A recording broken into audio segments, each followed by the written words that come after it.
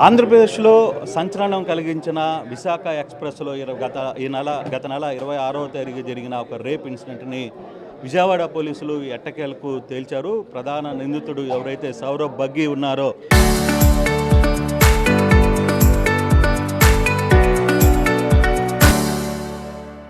అతన్ని కోల్కతా నుంచి తీసుకొని వచ్చి విజయవాడ ముందు ప్రెస్ మీట్ పెట్టే ప్రయత్నం అయితే చేశారు.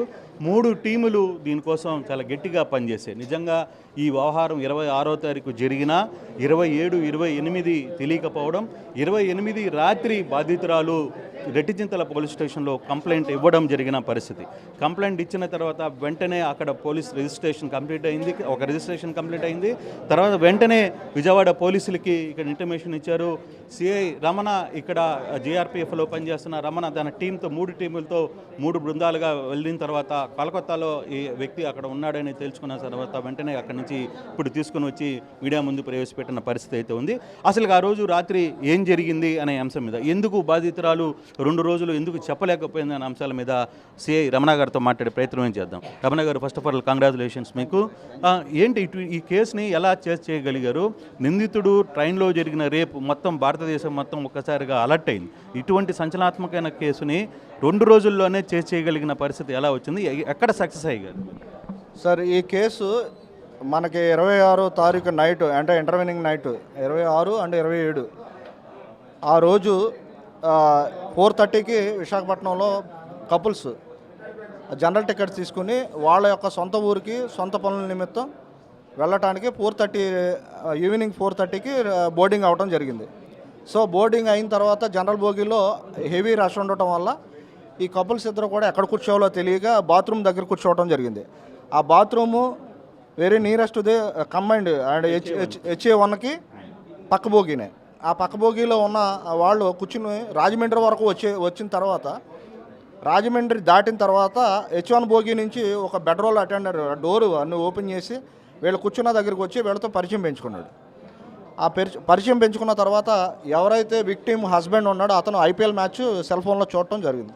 సో దాన్ని అడ్వాంటేజ్ తీసుకుని ఇతను సౌరవ్ బగ్గి అన్న అతను ఎవరైతే ఈ కేసులో ముద్దాయిగా ఉన్నాడో అతను విక్టిమ్ యొక్క హస్బెండ్తో ఇంటిమేసీ పెంచుకుని నేను ఈ భోగికి అందరికీ నేను ఇన్ఛార్జిని, సో మీరు ఇక్కడ లేడీస్ కూర్చోవడం బాగోదు, ఈ అమ్మాయిని నా దగ్గరికి పంపిస్తే నేను ఒక సీటు అరేంజ్ చేస్తానని చెప్పి నమ్మబలకటం జరిగింది. సో నమ్మిన తర్వాత ఆ వ్యక్తి ఎవరైతే హస్బెండ్ ఉన్నాడో, సరే నేను ఇక్కడ కూర్చుంటాను, బ్యాగ్లు ఉన్నాయి కదా, బ్యాగుల దగ్గర నేను కూర్చుంటాను, వెళ్ళి ఆ సీటు దగ్గర కూర్చో అని చెప్పేసి పాప అతను పంపించడం జరిగింది. అతను పంపించిన తర్వాత ఇతను తీసుకుని వెళ్ళి ఆ అమ్మాయిని ఇతనికి కేటాయించిన ఎవరికైతే బెడ్రోలర్కి ఎవరికైతే అటెండెంట్కి ఒక క్యాబిన్ ఇస్తారు. అందులో ఈ క్లాత్స్ ఏవైతే బెడ్షీట్లు అన్నీ ఉంటాయి.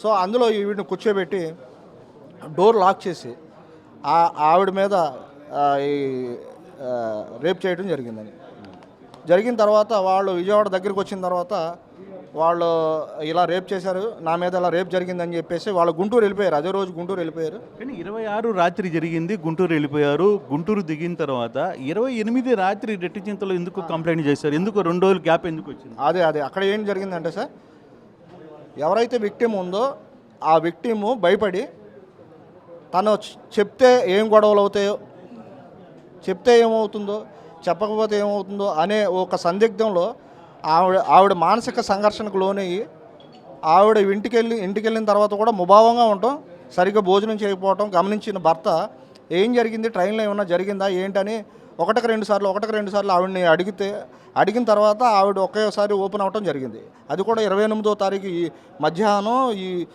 దాటిన తర్వాత భోజనం చేయకపోతే ఆ భోజనం ఎందుకు చేయట్లేదు, ఏం జరిగిందని గట్టిగా అడిగితే అప్పుడు ఆవిడ ఈ విధంగా నాకు ట్రైన్లో ఇలా జరిగింది, మీరు వెళ్ళి నన్ను అక్కడ కూర్చోమన్నారు, ఆ కూర్చున్న తర్వాత అతను తీసుకెళ్ళి నన్ను ఆ క్యాబిన్లో పెట్టి నన్ను ఇలా రేప్ చేయడం జరిగింది అని చెప్పిన తర్వాత అప్పుడు వాళ్ళ ఆ హస్బెండ్ని తీసుకుని రెంటచింతల పోలీస్ స్టేషన్, వాళ్ళకి జ్యూరిడిక్షన్ అక్కడ ఉంది కాబట్టి అక్కడికి వెళ్ళి రెంటచింతల పోలీస్ స్టేషన్ ఎస్ఐ గారికి కంప్లైంట్ చేయడం జరిగింది. వెంటనే రెంటచింతల ఎస్ఐ గారు కంప్లైంట్ రిజిస్టర్ చేయడం జరిగింది. ఇమ్మీడియట్గా ఇన్వెస్టిగేషన్ స్టార్ట్ చేసి ఆ మరుసటి రోజు నాకు ఇంటిమేట్ చేయడం జరిగింది.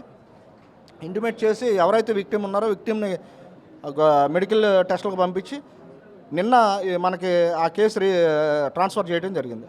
వెంటనే మనకు వచ్చిన వెంటనే మనం కేసు రిజిస్టర్ చేసి మనం 3 బృందాలుగా ఏర్పడి మనకి ఎప్పుడైతే మనకి రిజిస్టర్ పోస్ట్ వచ్చి మనకి ట్రాన్స్ఫర్ అయ్యిందో ఇమీడియట్గా 3 బృందాలు మనం ఆల్రెడీ ఇప్పటికే 3 బృందాలు మీరు వెళ్ళి కలకత్తాగా వెళ్ళడం, తర్వాత ఈ లియోటెక్ వాళ్ళకి సంబంధించిన వ్యవహారాల్లో అతనే.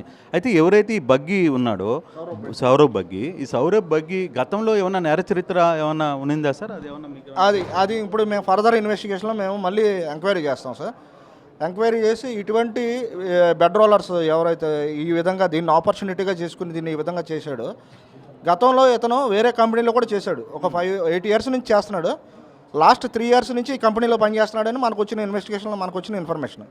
సో దీన్ని గతంలో ఏమన్నా చేశాడా అనేదని ఇంకా ఎంక్వైరీలో మేము దీన్ని బాగా తరువుగా ఇన్వెస్టిగేషన్ చేస్తాం.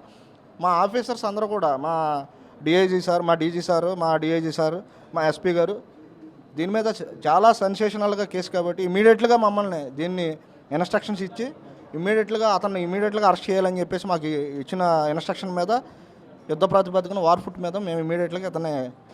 ఏం కేసు కట్టారు సార్? ఇప్పుడు ఏంటి ఫర్దర్గా బిఎన్ఎస్ కడుతున్నారు? తర్వాత 64 బిఎన్ఎస్ సార్, 64 క్లాస్ 1 బిఎన్ఎస్ కింద మేము కేసు రిజిస్టర్ జరిగింది.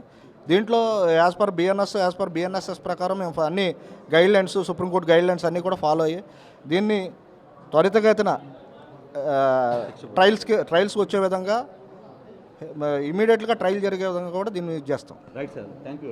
సో ఇది చాలా క్లియర్గా చెప్తున్నారు. సంఘటన జరిగి 26వ తారీఖు 28 కంపెనీ కేసు రిజిస్టర్ అయింది. వెంటనే 1వ తారీఖు అంటే ఈరోజు ఒక 2 రోజుల్లోనే నిందితులను కూడా పట్టుకున్నాం. బిఎన్ఎస్ 64 కింద కేసు నమోదు చేశాం.